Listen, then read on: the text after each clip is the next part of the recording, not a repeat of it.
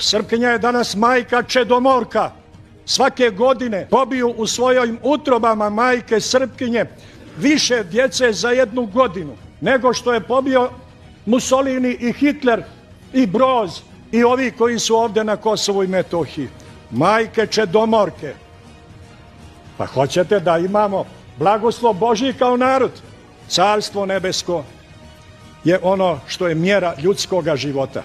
I ovaj narod koga je Bog prizvao na carstvo nebesko, opredjelio se za carstvo nebesko, jer Kosovski zavjet nije ništa drugo nego je novi zavjet u krvi Hristovoj i u krvi mučenika kosovskih do naših vremena. To je Kosovo, istinsko i pravo. Kad se taj narod koji je prizvan da se opredijeli za carstvo nebesko, odrekne carstva nebeskog, kad zaboravi svoje svetinje, sad su ih ovi teroristi šiptarski porušili, ali prije toga u svojim srcama i dušima Srbi su ih porušili. Ja sam svjedok toga.